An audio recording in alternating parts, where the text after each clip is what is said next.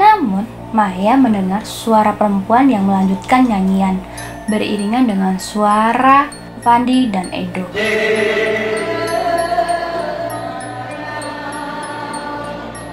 Itu suara siapa? Ketemu lagi di Vena Backpacker.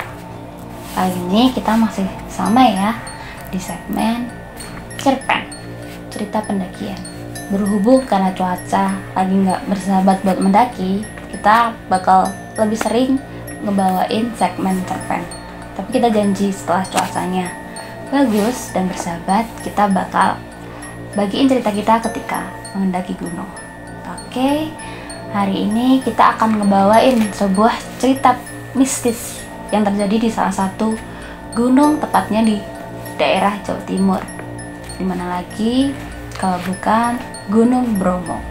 Tanpa lama-lama, yuk kita mulai ceritanya.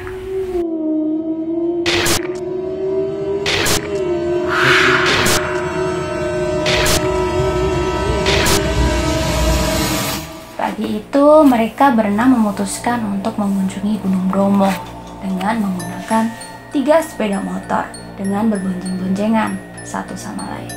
3 orang lelaki yaitu Mail, Fandi, Edo, dan 3 orang perempuan yaitu Maya, Elke, dan Krisa. Maya dan Mail memang berteman sudah lama, sejak di bangku SMP. Elke dan Fandi mereka temui di acara lintas kampus dan sudah saling mengenal dengan baik. Krisa adalah teman Maya di kegiatan mahasiswa musik, sedangkan Edo adalah teman dari Fandi. Karena mereka dari berbagai daerah dan kampus yang berbeda, maka mereka memutuskan untuk berkumpul di Masjid Malang. Setelah kita berkumpul di sana, kita bersama-sama pergi ke Bromo melewati daerah Poncokusumo.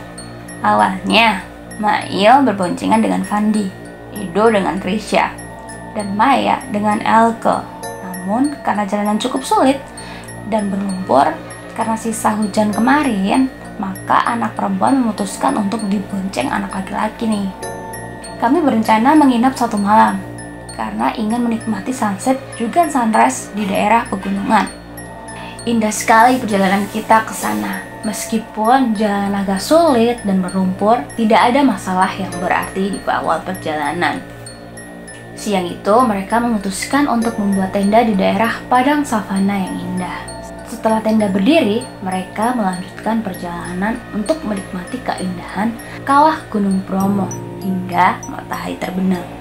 Setelah puas menikmati pemandangan dan berfoto-foto di sana, maka mereka memutuskan untuk kembali ke tenda untuk beristirahat. Malam itu mereka memutuskan untuk bernyanyi bersama di depan tenda, sembari menikmati dinginnya malam di daerah pegunungan. Fandi sangat pandai bermain gitar. Mereka semua terlihat menikmatinya. Mereka membawa banyak sekali makanan, membawa kopi, roti, membawa camilan, dan lain-lain. Alunan lagu dari gitar Fandi mengiringi nyanyian kami hingga puas. Ketika seru menyanyi, Krisya berbisik kepada Maya nih, sambil berkata, Mai, diam Mai. Kenapa? Shh, jangan ikut nyanyi. Apaan sih kamu? Maya terdiam sambil sedikit kaget nih. Di liriknya, Elke sedang tiduran memainkan handphonenya dan terdiam.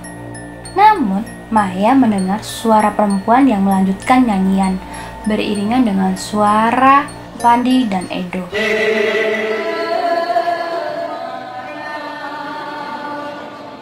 Itu suara siapa? Maya bertanya kepada Krisya, sembari melirik ke arah sekeliling. Itu yang aku maksud tadi, kata Krisya. Maya dan Krisya masih terus mendengarkan suara perempuan di sela-sela suara Fandi dan Edo, sembari memastikan dan mencari tahu asal suara. Mereka tidak langsung menegur Fandi dan Edo, mungkin karena mereka masih penasaran. Edo tiba-tiba terdiam nih, melihat ke arah Maya, Krisya, dan Elke. Edo tersadar ada suara perempuan yang ikut menyanyi selain mereka. Fan, diam. Kata Edo lirik.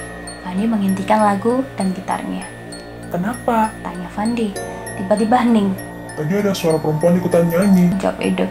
Ah, ngarang. Yang nyanyi mah anak-anak tuh. Yakin Fandi. Iya beneran, kita denger ada yang ngikutin nyanyi selain kita. Terus aku diam. Maya aku suruh diam juga. Iya kan, Mai? Saut Krisya. Iya, masih ada suara perempuan nyanyi ketika kita diam. Elke menyambung. Aku nggak ikutan nyanyi. Aku barusan main HP. Keadaan masih stabil dan terkondisikan. Mereka mungkin pada salah dengar. Atau yang ngerjain mereka si Mail. Tapi si Mail bukan tipe yang jahil sih. Dia tadi berbamitan tayamum karena ingin menunaikan sholat isya. Tapi di hati kecil mereka tetap bertanya-tanya nih, dan merasa ada yang janggal. Fandi melanjutkan bermain gitar lagi dan menyanyi diikuti Edo, Maya, Elke, serta Krisya. Mereka kompak sekali menyanyikan lagu pop hits Indonesia. Kali ini suara perempuan lain yang ikutan menyanyi semakin keras.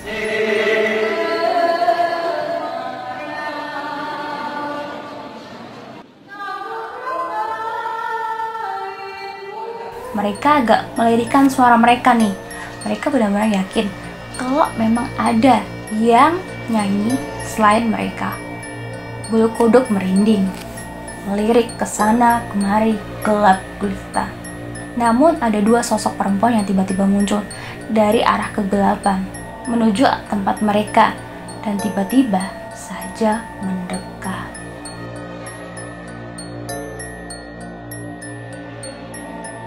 Kulitnya putih, cantik, dan berambut panjang. Yang satu berpakaian kuning dan yang satunya coklat.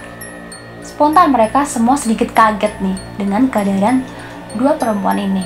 Karena mereka diam saja, akhirnya Edo mulai bertanya nih sama orang tersebut. Mbak, dari mana nih? Kok berdua aja? Mau gabung di sini? Kita kaget, Mbak. Tiba-tiba ada mbak-mbak cantik yang berdiri di sini. Silakan duduk, Mbak. Akhirnya mereka duduk mendekat nih. Mbak, dari mana kok berdua aja? Mana rombongan lainnya? Tanya Maya, Pulang ke rumah. kata perempuan berbaju kuning.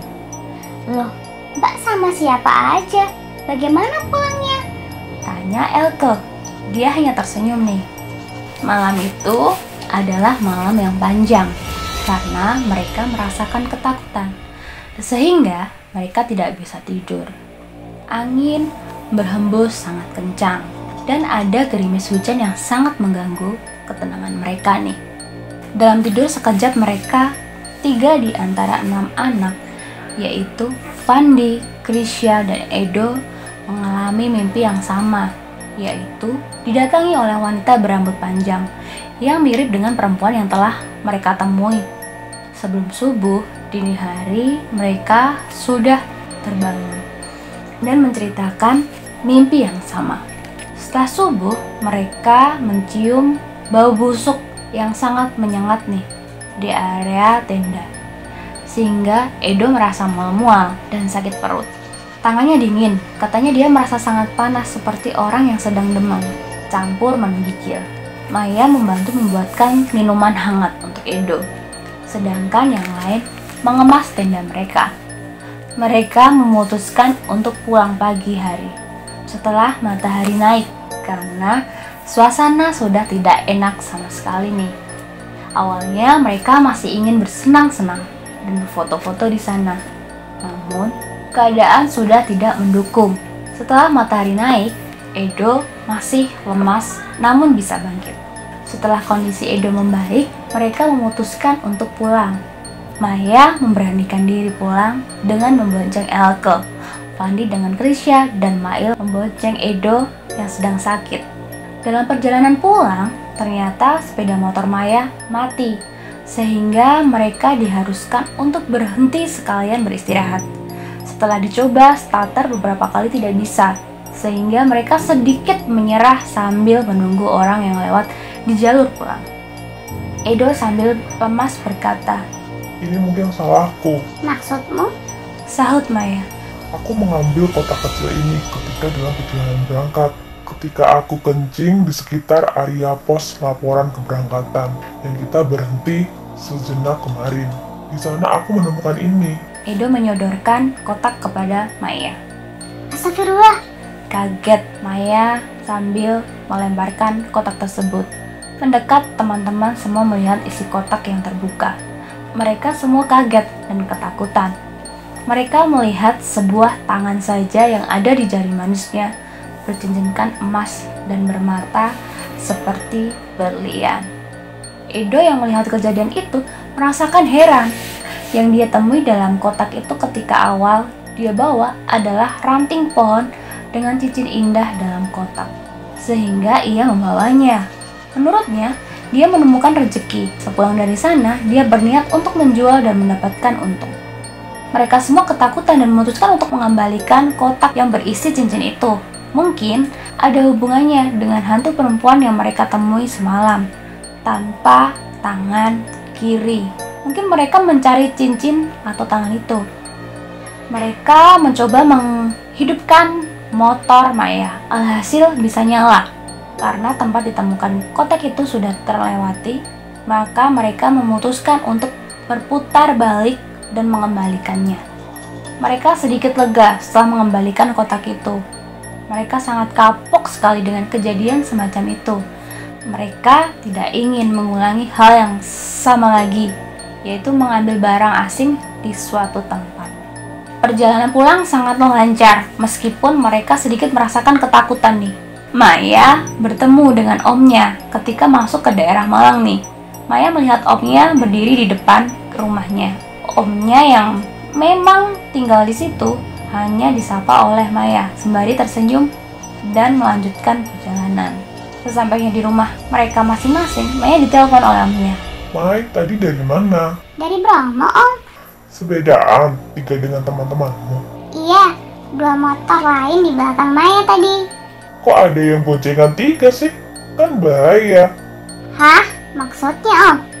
Iya, yang tadi temanmu di motor belakang sendiri. Yang teman kamu laki-laki, bonceng laki-laki, belakangnya lagi perempuan berambut panjang dan nggak pakai helm dengan berbaju kuning. Hah? Pungkas Maya dengan ketakutan nih. Ternyata hantu perempuan tanpa tangan itu ngikutin dan nempelin si Edo. Karena si Edo membawa tangannya, meskipun telah dikembalikan. Mungkin dia terlanjur suka dengan Edo nih. Serem banget. Konon, kata teman-teman mereka yang indigo, dia masih diikuti oleh perempuan berbaju kuning itu. Serem banget ya. Niatnya mau healing buat ngilangin penat, malah pulangnya ditempelin atau diikutin nih sama sesosok perempuan. Kalau kalian di posisi itu, apa yang bakal kalian lakuin?